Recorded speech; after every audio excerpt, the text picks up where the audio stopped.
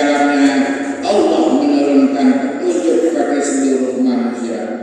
Allah Subhanahu wa ta'ala berfirman, "Syahrul Ramadan alladzi unzila fihi al-Qur'an hudan lin-nas wa bayyinatin minal huda wal furqan."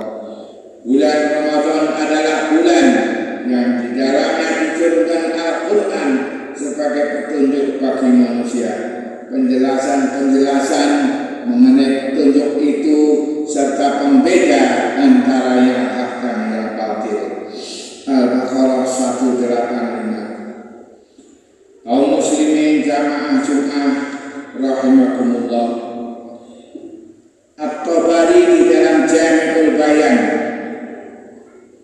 halaman 531 juz 24 menerangkan bahwa Al-Quran diturunkan sekaligus ke langit dunia pada malam penetapan ketentuan Allah tersebut. Maka kemuliaan tertinggi Ramadan terletak pada turunnya Al-Quran. Demikian ketika Al-Quran diterapkan, umat akan meraih kemuliaan. Ketika ditinggalkan, umat pun mengalami kemunduran. Ma'asyiral muslimin rahimakumullah, di tengah berbagai krisis dan kegelisahan hidup hari ini, Al-Quran hadir bukan sekadar sebagai bacaan, tetapi sebagai mukjizat, pedoman dan sumber keberkahan yang terjamin kebenarannya sepanjang zaman. Allah Subhanahu wa ta'ala berfirman, "Qul la in ijtama'atil insu wal jin ala ayatu bimithli hadzal Qur'an la ya'tuna bimithli." Katakanlah, andai seluruh manusia dan jin bergabung untuk membuat sesuatu yang serupa dengan Al-Quran, mereka pasti tidak akan mampu melakukannya. Abu Bakar Al-Jazari menjelaskan bahwa Al-Quran dijaga dari penambahan, pengurangan, dan kebinasaan karena ia adalah hujjah Allah hingga hari kiamat.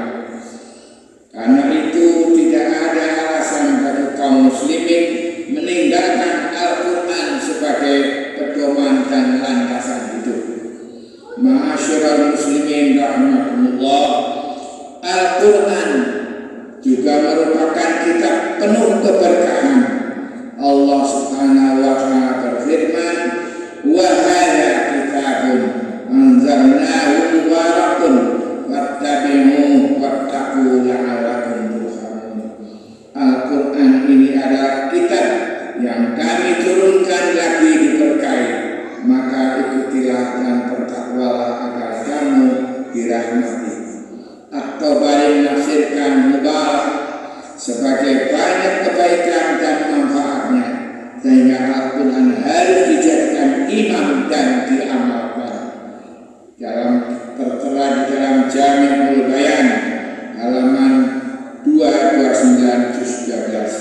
Sebaliknya Allah memperingatkan, "Wa man a'rada 'an dzikri fa inna lahu ma'isyatan dhanka wa nahsyuruhu yaumal qiyamati a'ma." Siapa yang berpaling dari peringatanku, maka baginya kehidupan yang sempit, dan kami bangkitkan dia pada hari kiamat dalam keadaan buta. Toha ayat 124. Al-Baghawi menjelaskan bahwa meski hidup dalam kelapangan dunia, orang yang berpaling dari Al-Quran tetap berada dalam kesempitan hidup. Inilah pelajaran besar bagi umat. Keberkahan terletak pada penerapan Al-Quran, sementara menjauhinya hanya melahirkan kesempitan dan ketimpangan kehidupan.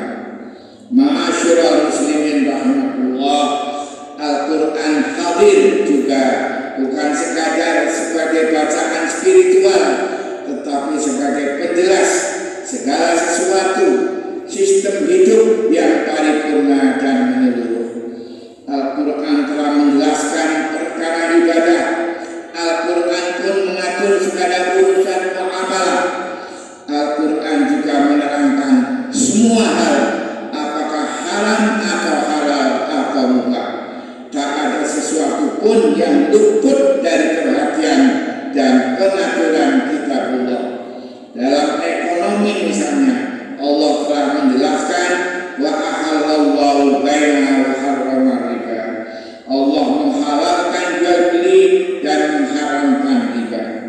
Dalam distribusi kekayaan, Allah pun telah menegaskan kaila yakunu dulatan bainal aghniya minkum, agar harta tidak hanya beredar di antara orang-orang kaya saja di antara kalian. Al-Hasyr ayat 7. Dalam urusan hukum dan pemerintahan, Allah juga telah menyatakan ini hukmu illa lillah, menetapkan hukum itu hanyalah hak Allah. Yusuf ayat 40. Allah pun telah memperingatkan wa man lam yahkum bima anzalallah fa ulaika humudz zalimun. Wa man lam yahkum bima anzalallah fa ulaika humul kafirun. Wa man lam yahkum bima anzalallah fa ulaika humul fasiqun. Siapa saja yang tidak berhukum dengan wahyu yang Allah turunkan, mereka itulah para pelaku kezaliman, juga para pelaku kekafiran, lagi pula para pelaku kefasikan. Al-Maidah ayat 45, 46 dan 47. Sayangnya, ayat-ayat Al-Quran tersebut sudah lama dicampakkan dan diabaikan.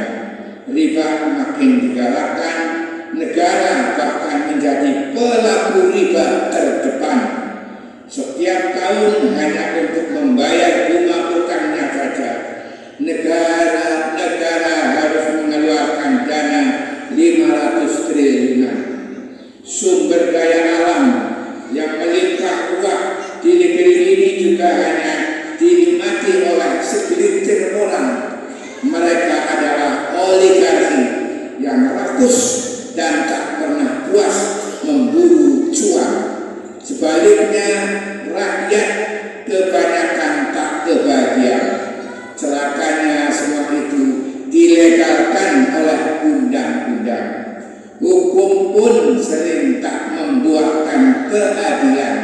Hukum sering berpihak kepada mereka yang punya uang dan jabatan.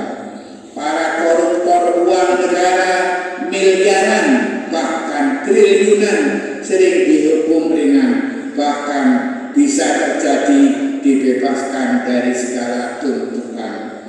Sebaliknya, rakyat kecil mencuri seekor ayam atau sepotong kayu di hutan sering dihukum dengan penuh kezaliman.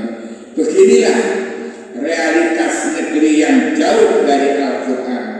Ma'asyiral muslimin rahimakumullah, karena itu jelaslah umat ini tidak akan meraih kemuliaan kecuali dengan kembali pada Al-Quran, bukan sebagian tetapi secara keseluruhan, bukan hanya di masjid atau mushola di pinggir jalan, tetapi juga di pasar, di kantor, di istana dan di gedung para pengambil kebijakan. Bukan hanya di rumah-rumah setiap muslim, tetapi juga di ruang-ruang pengadilan. Semua harus